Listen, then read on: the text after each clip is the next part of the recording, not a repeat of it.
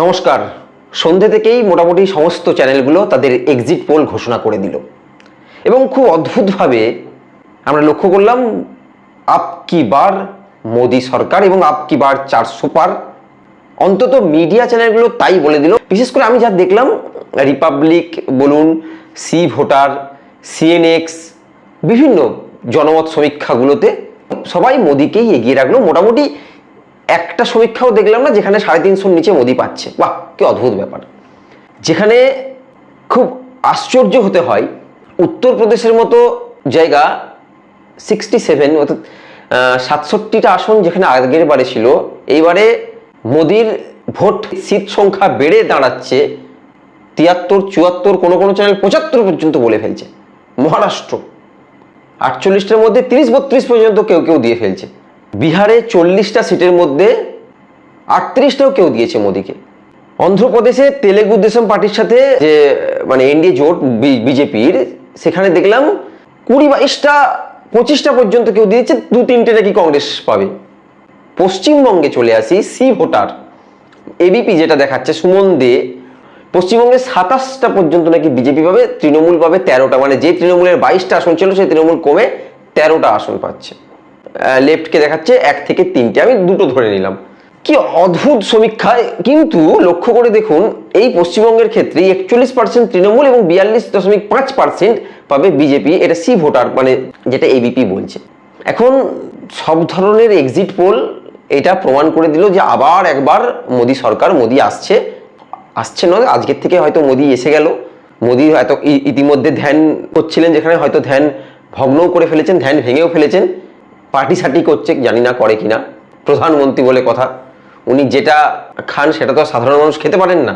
সেটাকে পার্টি বলা যায় কিনা বা সেটাকে কি বলা যায়, সেটা আপনি অত্যন্ত নগণ্য মানুষ কি করে বুঝবো বলুন না। হ্যাঁ, মোটামুটি দেশের সমস্ত জনমত সমীক্ষা আজকে এই কথাটা বলে দিল যে মোদি আরো একবার। সুতরাং তার এর দ্বারা বোঝা যাচ্ছে 2014, 2019, 2024 14 to 29 পর্যন্ত 15 বছর টানা মোদির শাসনকাল দেশে। এবং খুব অদ্ভুতভাবে লক্ষ্য করা যাচ্ছে যে এই 15টা বছর মোদি দেশকে বিভিন্নভাবে এগিয়ে দিয়েছেন। এত দ্রুত ভারতবর্ষ এগিয়ে গেছে, হ্যাঁ, অন্যদের পিছনে ফেলে, যার ফলে আজকে আমরা দেশের 5ম অর্থনীতিতে পৌঁছে গেছি।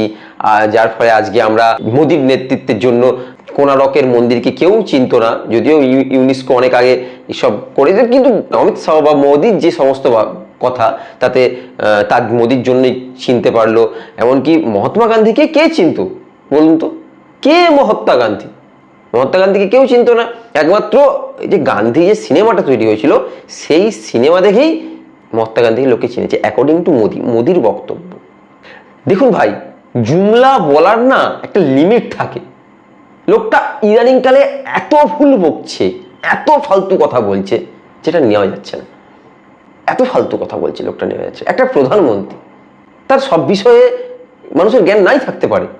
কখনো রেডার বলছে, কখনো A² + B² সূত্র বলে দিচ্ছে, কাহা সে 2AB আয়া বলে দিচ্ছে। ভাই, সবাই সব বিষয়ে জানে না, তাতে প্রবলেম কি আছে? কিন্তু মোদি যেটা জানেন সেটা হলো কিভাবে ভোটটা করাতে হয়, সেটা বুঝেন। এখন সমস্যা হচ্ছে, যদি আর 2 দিন পর, আচ্ছা আজকে 1 তারিখ আর 2 দিন পর 4 তারিখ, 2-3 মাঝে 2 দিন পর 4 তারিখ যদি এই এক্সিট পোলের সমীক্ষা মিলে যায়, তাহলে কিন্তু দেশে মোদিতন্ত্র এইবার যেভাবে চলবে, সেটা কিন্তু আগের দুটো ফেজের চেয়েও অনেক কঠিন হতে চলেছে। সেটা কিন্তু দেশের আম জনতা হাড়ে হাড়ি টের পাবে। আমি কেন বলছি এই কথা?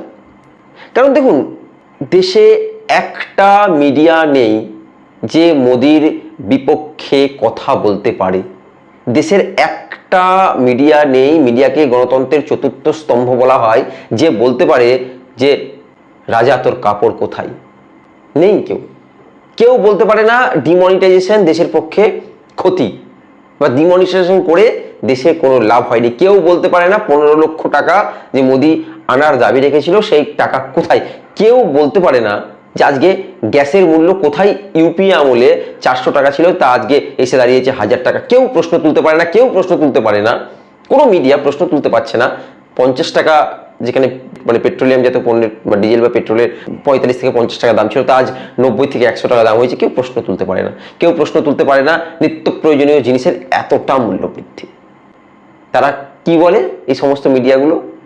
তারা বলে যে মোদি বিশ্বের অন্যান্য দেশে গেলে কতটা সম্মান পায়।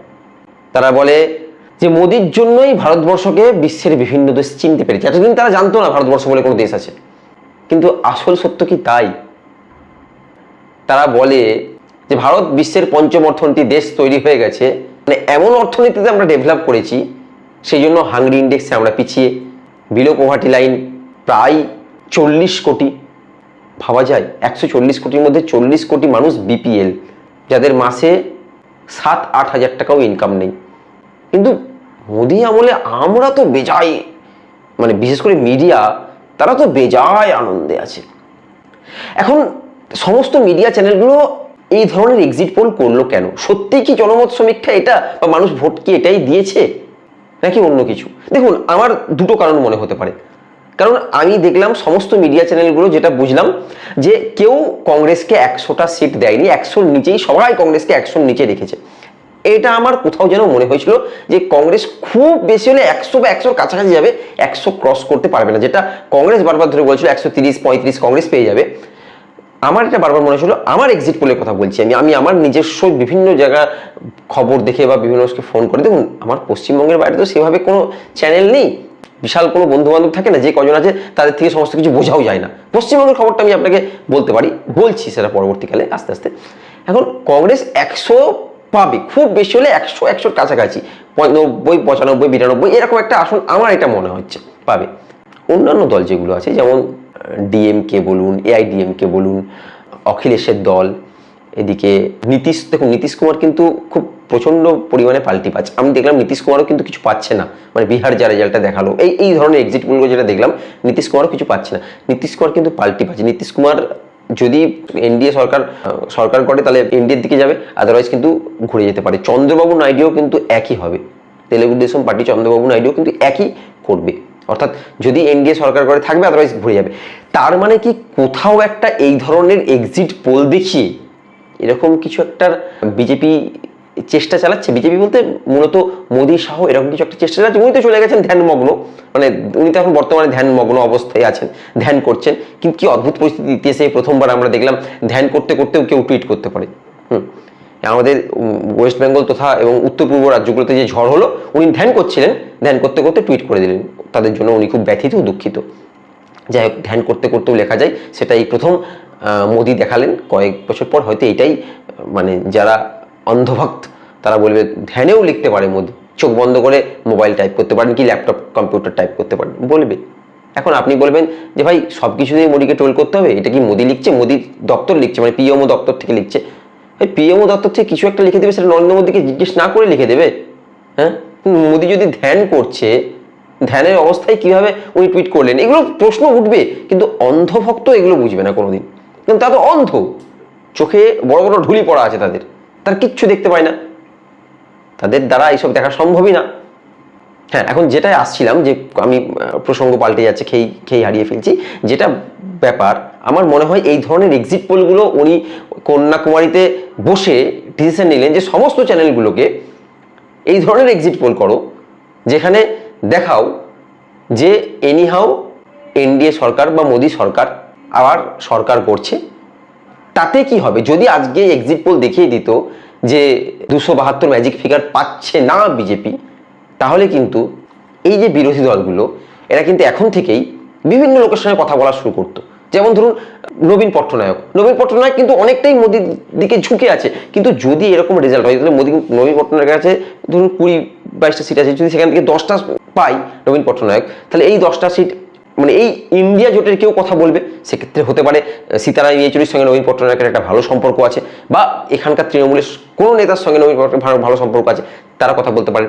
চন্দ্রবাবু নাইডু যদি এরকম হয় চন্দ্রবাবু নাইডুর সঙ্গে কথা বলতে পারেন, নীতিশ কুমারের সঙ্গে প্রয়োজনে আমাদের মুখ্যমন্ত্রী মমতা বন্দ্যোপাধ্যায় কথা বলতে, অথবা তেজস্বী যাদব কথা বলতে পারে, যাতে এই ধরনের কথাবার্তা চলতে না পারে। তাই আগেই এমন একটা এক্সিট পোল দেখিয়ে দাও যা দেখে বিরোধীরা বা ইন্ডিয়া জোট যারা করবে বলেছিল তারা এই ধরনের কোনো আলোচনা এগোতেই না পারে। দেখুন, একটা কথা তো খুব স্পষ্ট, কাল যদি এইরকম হয়, দেখা গেল এনডিএ 250-52 পেল, রাষ্ট্রপতিকে কিন্তু আগে সংখ্যাগরিষ্ঠ যে দল তাকে ডাকতে হবে। সরকার গড়তে পারবে কিনা সেটা তার পরের কথা, তাকে ডাকতে হবে। সেই সময় কিন্তু হর্স ট্রেডিংটা জোর হবে, মানে ঘোড়া কেনা বাজারটা এতটাই পরিমাণ হবে। আর বিজেপির তো জানেন, মানে পৃথিবীর সবচেয়ে রিচ পার্টি, এত ধনী একটা দল যাদের টাকার কোনো অভাব নেই। সুতরাং এই বিরোধী দল, মানে অর্থাৎ এই কংগ্রেস সহ ইন্ডিয়াতে যারা আছে, তারা এখন থেকেই যাতে কথাবার্তাগুলো চালাতে না পারে, তাই এমন একটা এক্সিট পোল তৈরি করিয়ে দাও যাতে হাতেই 3 দিন টাইম, 3 দিন তারা হতাশাগ্রস্ত অবস্থায় থাকে। কিন্তু আমার মনে হয় আমি এবং তামাম বাংলাভাষীকে বলছি, এবিপিতে বা 24 ঘন্টা তো রিপাবলিক টিভির খবরটাকেই দেখাচ্ছে, মানে রিপাবলিক যে সমীক্ষা করেছে, এবং রিপাবলিক কি সমীক্ষা করেছে সেটা তো ভালো করেই জানি। রিপাবলিক কার হয়ে কথা বলে, অর্ণব গোস্বামী কার, মানে তাদের সমীক্ষা কি হতে পারে আপনি ভাবুন না। তো যাই হোক, আমি যেটা বলছি, 13টা সিট পাবে পশ্চিমবঙ্গে তৃণমূল। এটা খুব হাস্যকর। আমি আজকে সকাল থেকে অন্তত 100 থেকে 120টা বুথে ঘুরেছি যেখানে বিজেপি একটা ক্যাম্প করতে পারেনি। আজকে তো 1 তারিখ লাস্ট ভোট ছিল দক্ষিণ কলকাতা এবং যাদবপুর। আমি অন্তত 120 থেকে 110-20টা বুথে ঘুরেছি যেখানে বিজেপি একটা ক্যাম্প করতে পারেনি, যে মানুষ ভোট দিতে আসবে, বুথ স্লিপটা নেবে, টোকেন নাম্বারটা জানবে। বিজেপি সে ক্যাম্প পর্যন্ত ছিল না। যা দেখলাম তৃণমূল আর বামেদের ক্যাম্প ছিল। এমনকি এসইউসিআই তো দেখলাম 2-4টে ক্যাম্প কোনো বুথে। এমনকি বিজেপি সেই ক্যাম্প পর্যন্ত করতে পারেনি। তো বিজেপি পশ্চিমবঙ্গে 27টা আসন পেয়ে যাবে আর তৃণমূল আঙুল চুষবে। যাই হোক, আগামী 4 তারিখ সবই স্পষ্ট হবে। এই সমীক্ষা এক্সিট পোল, আগামী দিন আমি একটা এক্সিট পোল করার চেষ্টা করছি এবং আমার ধারণা এই এক্সিট পোল অনেকটাই মিলিয়ে দেব, কথা দিলাম। আজ এ পর্যন্তই, ভালো থাকবেন।